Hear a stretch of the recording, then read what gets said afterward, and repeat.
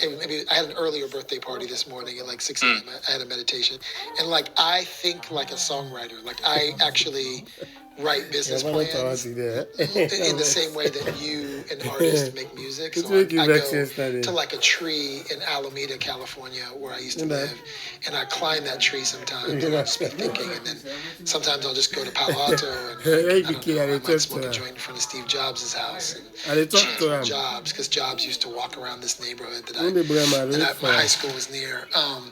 And I do that because that's what you guys do as producers and songwriters. You go and find the flow, and find the inspiration, and find that what I was calling the erogenous zone of a city, or the place that gives you the most pleasure. That's bad. And that's the way I operate in business. I operate in business like a songwriter, so. No, there's so many similarities in all forms of art, right? I was just diving into creating music videos as well. I've always been into photography and videography, and my oldest daughter, she's releasing music right now, so I helped her with a music video, and it's so similar to what we do as music production, with the timeline and the storytelling and putting the right pieces together. So it felt really natural to do that as well. And I think, as you say, like you're a musical guy, like you can do anything. It's so related, all of it. Well, Mikhail, peep it out. I didn't buy the Moussain for my birthday, but I did buy. I earned my DJ name. I was in Malibu, and a friend has a restaurant, and he summoned his people, and he was like, "Bring my friends the Rich Cacao," and I was like, "That's my DJ name." So for my 51st birthday, I am now DJ Rich Cacao, and I want you to come back and come experience a Rich Cacao set, because it's a really simple tagline, because everybody loves chocolate. True that. Doing family blogging, man. Me and the babies. Can't argue with that. Daddies and the babies. Absolutely, and thank you again for having me on such short notice. Yes. Let's have a deeper dive into. Well, first of all, the Boombot Project is a book I think I own. It's an incredible book. Where do we find the NFT? Where's the best place to find it? Yeah, go to Nifty Gateway. Today it's dropping at 6:30 Eastern time today. And pick one up if you can. There's a few limited edition ones, and I think they're pretty special. So check it out. Junior registered. Look who we have on stage. Junior's an A&R guy. I know he knows who you are. You might even know each other. Of course. Junior's a legend. Thank you so much. Thank you so much, and enjoy the rest of your birthday. Yes, thank you. We'll catch up real soon. Yes, appreciate it. Stop, Leave him alone, man. Thank you, Junior. Appreciate it, man. It's a close-up. Junior, you've known Happy birthday, James. A baby on the block. Amazing. Junior, you've known me the longest on this stage. Kiss it. No. Kiss it.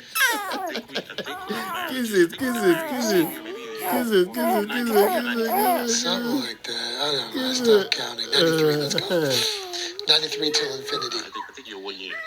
Yes, Oakland. Happy birthday, James. Oh, wait. Did we have an inspiration? Did we have a 93 till? Wait, because the thing about 93 till infinity just is that story that we talk about. Is it Misha? When you were asking Misha Twist is nice, like music and narrative and story. It just, hip hop does that in a way. And when I think about the year of 1993, it was like, I don't know, it was just like there was so much going on. I was 23, just give you folks I dropped out of college and told my family I would pursue this music industry thing. And so the 90s, was like wonderful music to work out to, because it's just like that. Let's just push through. can't find 93 Tiffany in my crates, but I'm going to play it for you. I love you, Jack. Thank you so much. Catherine, are you DJing this conversation, or should I just freestyle? We're co-creating the conversation, James. So we're co-creating.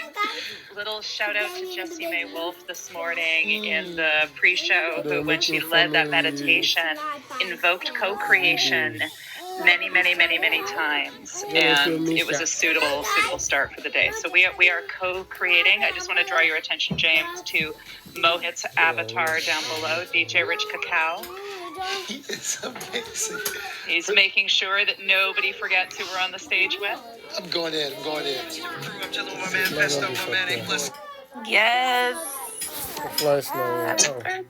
The flies back. Very sweet.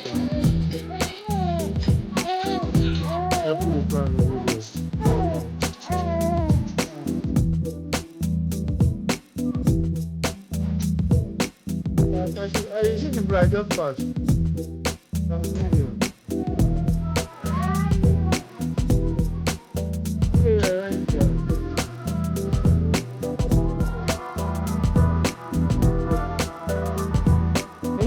Listen.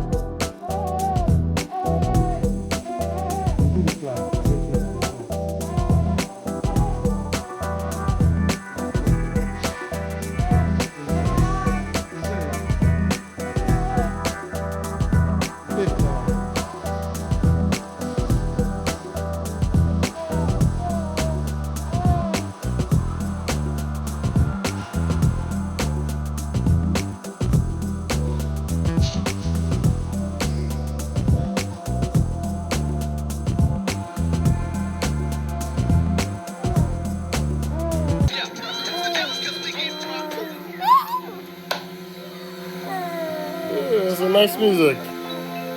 Lovely music.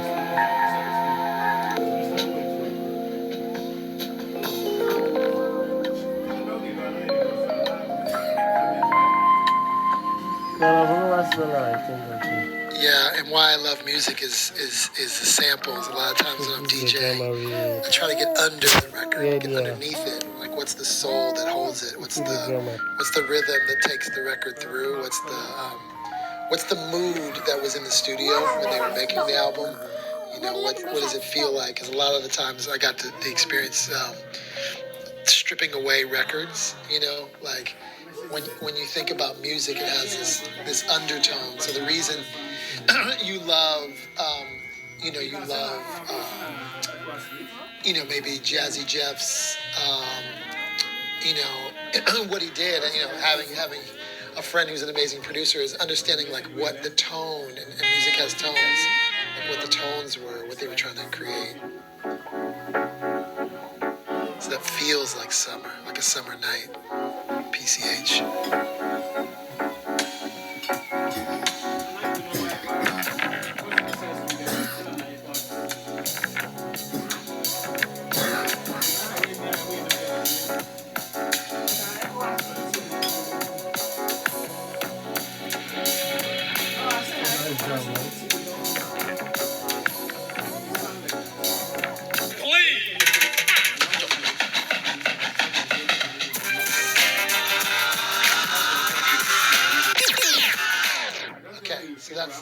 That's my musical. James, this feels like the song of the summer. Like, honestly, as us coming out of the pandemic, it's a good vibe.